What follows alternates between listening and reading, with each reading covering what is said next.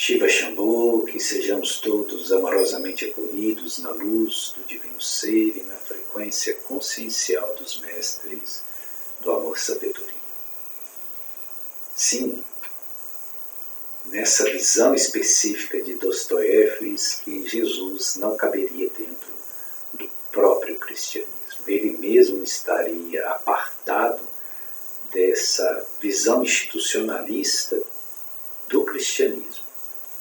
E obviamente que nós temos que trazer uma distinção entre o que seja o cristianismo institucionalizado ou a institucionalização cristã ocidental e o que é a cristologia essencial, ou seja, o que é a visão e a vivência de Jesus como tal.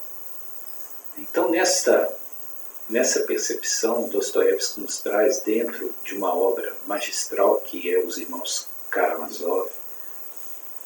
E ali, dentro dessa obra, existe uma subobra, se assim podemos dizer, que é um conto, ou como Dostoiévski chama, um poema, em que um dos personagens, que é o Ivan Karamazov, ele faz uma narrativa para o seu irmão, Alyosha Karamazov, explicando, defendendo o seu ponto de vista, se sustentando nessa pequena narrativa ficcional.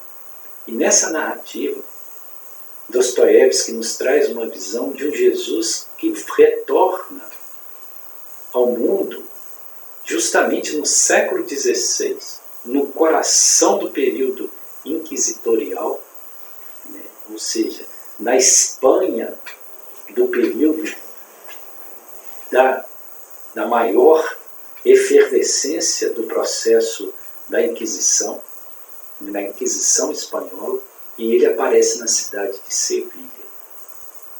E é muito importante destacar que Jesus não aparece como ele havia sido anunciado, ou seja, com todo o seu poder, com toda a sua glória, com o séquito de anjos para fazer um julgamento final, num processo purgativo planetário, em fins de tempos, separando justos de injustos, enfim.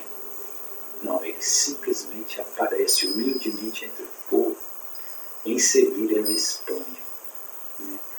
E é observado pelo cardeal de Sevilha, que é o chefe da Inquisição.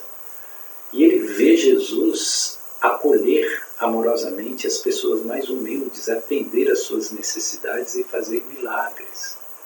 Inclusive o milagre de ressuscitar uma pequena menina que a mãe estava desesperada por ela ter falecido. E Jesus faz com que essa menina retorne à vida. Ou seja, ele repete os feitos que havia feito há 2000 anos atrás. E o cardeal, vendo e reconhecendo que de fato aquele era Jesus, que era o retorno do Messias, mas não obstante ele manda os seus soldados prender Jesus e o colocar no calabouço. E mais tarde à noite, ele vai ter com Jesus. E ali se estabelece um monólogo. Um monólogo porque somente o cardeal fala, o Jesus não responde. Jesus apenas escuta amorosamente, ouve, ele não contesta. E o cardeal de Sevilha, ele vai dizer para Jesus que ele não pode voltar. Porque se ele voltar, ele vai estragar toda a obra que a igreja construiu. Porque a grande obra da igreja se deu a despeito de Jesus, embora usando Jesus como instrumento de sustentação e argumentação. E qual é a base desse pensamento do cardeal? É que a humanidade não está preparada para a liberdade e que Jesus é um libertário. Ele quer promover a liberdade entre os homens. Mas a humanidade não pode, não sabe conviver com a liberdade. Ela precisa ser subjugada, ela precisa ser conduzida pelo amor forte da igreja, para que não se perca.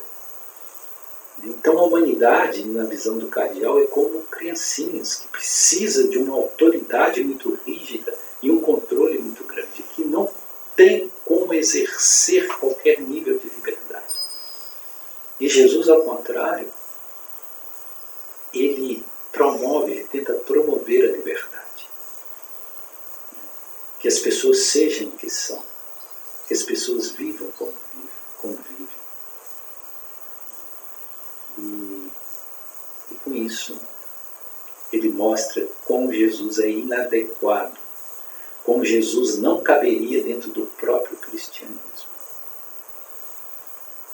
E Jesus não diz nada, apenas ouve. E no final, Jesus amorosamente se aproxima do cardeal e lhe oferece um ósculo, um beijo. E com isso o cardeal desiste de queimá-lo na fogueira, porque a intenção era no dia seguinte queimá-lo na fogueira em praça pública.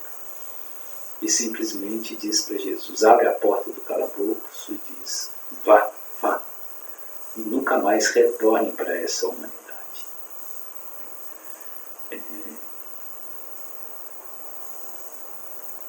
Que Dostoiévski, qual é o incômodo que Dostoiévski propõe aqui? É que a essência do Cristo, que é a liberdade, ela não está pronta, ela não é possível de ser vivida pelas massas. As massas precisam do institucionalismo que substitui essa essenciologia cristã para se suportar e para ter um mínimo de ordem e de diretriz e de conduta. Então, na visão de Dostoiévski, que ele transfere até para a fala do cardeal de Sevilha, é que a proposta crística é para poucos. Porque poucos têm a capacidade de viver essa liberdade. Porque, segundo o próprio Dostoiévski, os homens anseiam por alturas, mas têm medo do voo, têm medo de voar. Têm medo do desconhecido, eles preferem ficar aprisionados, dentro dos limites de uma certa autoridade que lhes dita o que seja a verdade e o que seja o padrão comportamental, que no caso são as próprias instituições cristãs que vieram a despeito do próprio Jesus. Então, obviamente, embora muito incômodo, algo de profundamente verdadeiro nisso que é dito. Nós talvez não estejamos preparados para a liberdade de uma consciência cristificada. E precisamos dessas condutas que nos impõem comportamentos, regras morais, por justamente não suportarmos o autogoverno, a autoconsciência, a autodiretriz, a autodeterminação. Enfim, este é o questionamento, este é o incômodo que Dostoiévski nos traz nessa obra magistral, que é Os Irmãos Karamazov, que foi publicado em 1880, mas escrito em 1879, e que é um patrimônio cultural de toda a humanidade. É isso. Gratidão Shiva Shambho.